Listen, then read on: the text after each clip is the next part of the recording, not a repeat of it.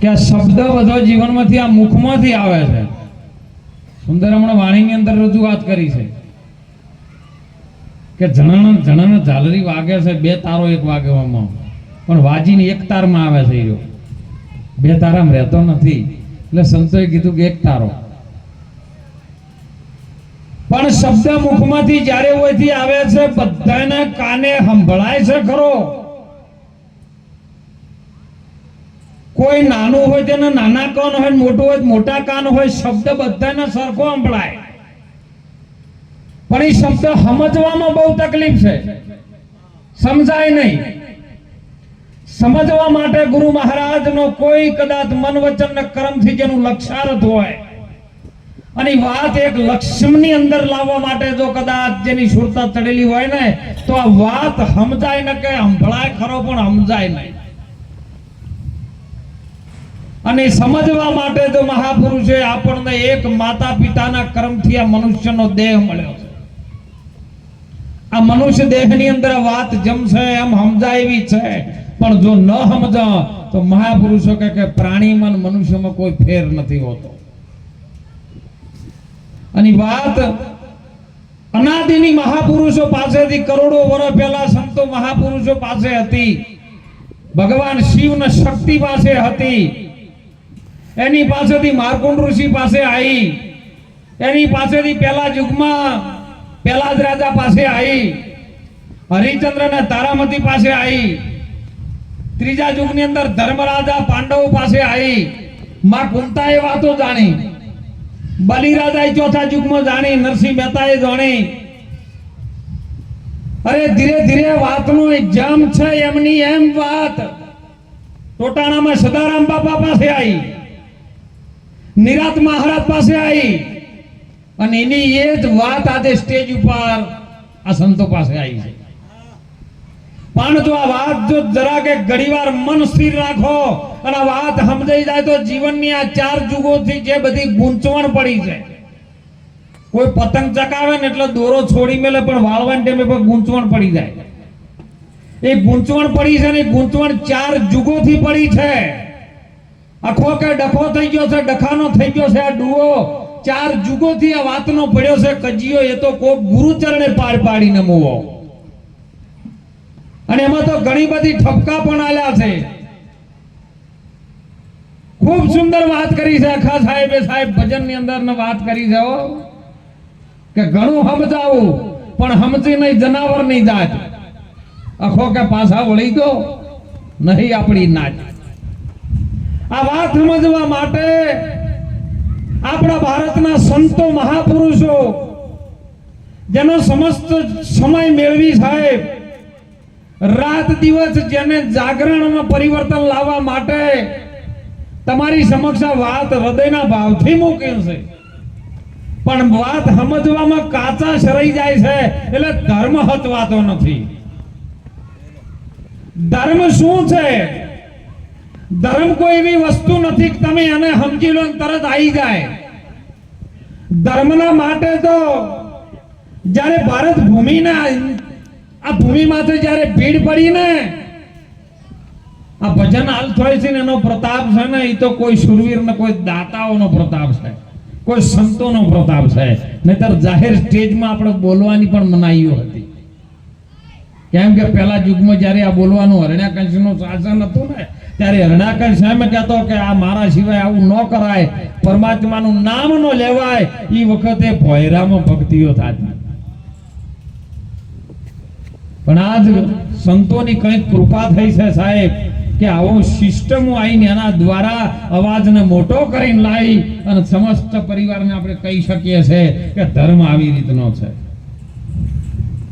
ધર્મ માટે ભીડ પડી ભારતની ભૂમિ માથે એક જ એવી એક જીજાબાઈ પાજીને મહારાષ્ટ્રની ભૂમિકામાં તેને એના દીકરાને એ ઠપકો હાલે.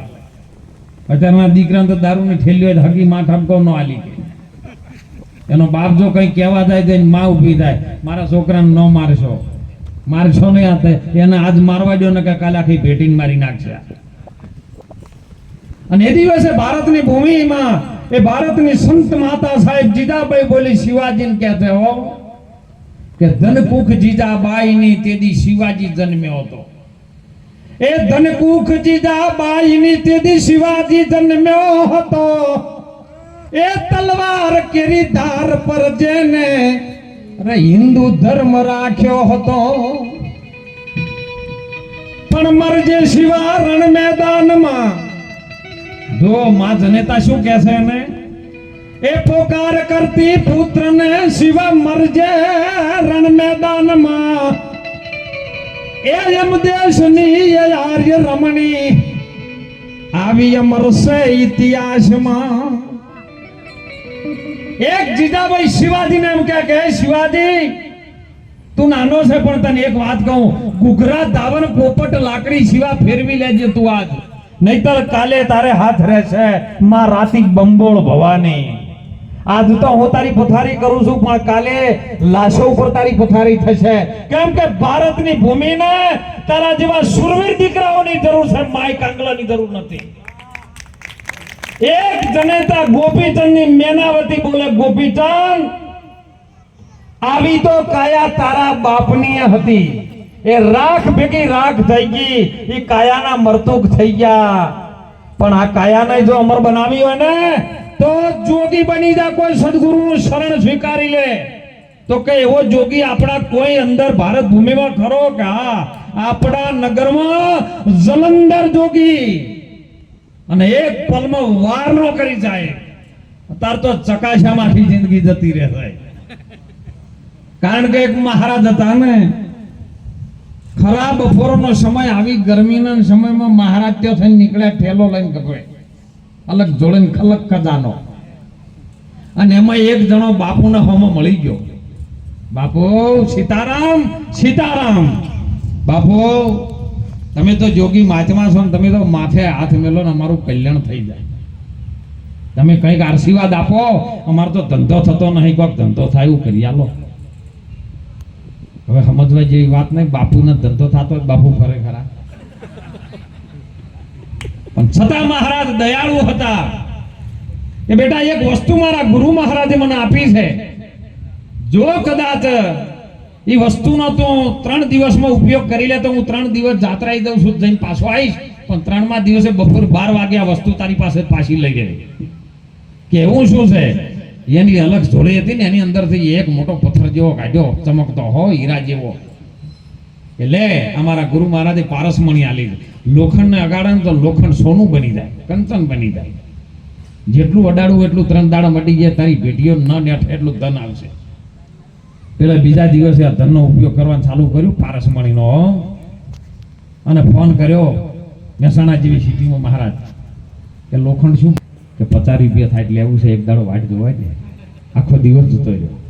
બીજા દિવસ થયો ને અમદાવાદ ફોન કર્યો કે લોખંડનો ભાવ શું કે 50 રૂપિયા આવ્યું છે, કે 45 થાય એટલે એવું છે.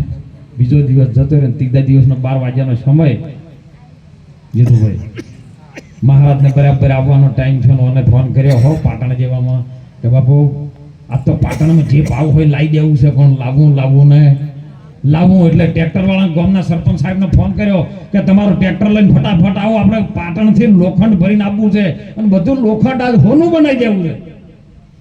સરપંચ આયા કે 2000 રૂપિયા ભાડું થશે. પેલો કે 2000 રોકડા તમને પેલો આલો. પેલા રોકડા 2000 સરપંચ ના આલ્યા, ટોલું લઈને બેહી રહ્યા. બરોબર 12 વાગ્યાનો સમય ને 15 મિનિટ બાકી હતી, મહારાજ આઈને ઉપાડ્યા. મહારાજ કે ઉપર ક્યાં નીકળ્યો કે બાપુ પાટણ તો લોખંડ લેવા. કે ભાઈ ટાઈમ નહીં, 12 વાગ્યાનો સમય હતો, સમય પૂરો થઈ ગયો. લાય પારસમણી પાછી. કે બાપુ પારસમણી હાલ મારી પાસે નહીં, કે જઈ જો ઘરમાં મૂકી છે, આવો બાપુ ઓડાડી. બાપુને ત્યાં ઘરમાં લઈ ગયો ને, મોટી કોઠી આપણે જૂના વખતમાં આવતી માટીની, અનાજ ભરવા માટે કોઠીઓ આવતી, અને આ કોઠીની અંદર ઉપલ્યા મોટામ થઈને નાખી દીધી પાછી. પણ હોય અંદર લોખંડની હતી. પણ મહારાજને કે બાપુ જુઓ ઓમી અંદર પડી છે, તમે ઊંચા થઈને જોઈ લો. મહારાજ કે આ કોઠી બહારથી લોખંડની લાગે છે, અંદરથી માટીની લાગે છે,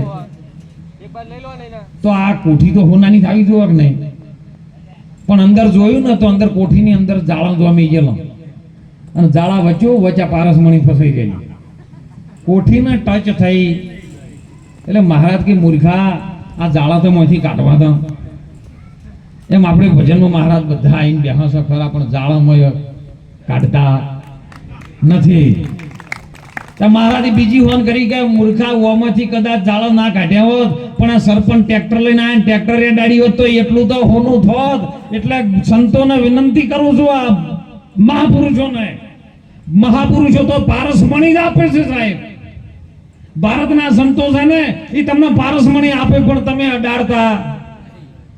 જો અડાડી તો મહાપુરુષો કે દાનવ માનવ બની જાય આવા સંતોના સંગમાં, જોઠું કંચનમાં સંતનો સંગ થઈ જાય તો મહાપુરુષો લોખંડ જેવો માણસ હોય ને તો એ મહાપુરુષો કહે છે કે કંચન બની જાય. હમણે જેસલની વાત આવી હતી સાહેબ કે જેસલ એવો હતો ને લોખંડ જેવો જ હતો, જેને 65 વર્ષ સુધી કોઈ પાપમાં બાકી નહોતું રાખ્યું, 65 વર્ષ સુધી જેને જુલમ કર્યો તો એવો અત્યારની ભાષામાં આતંકવાદી કહેવાય.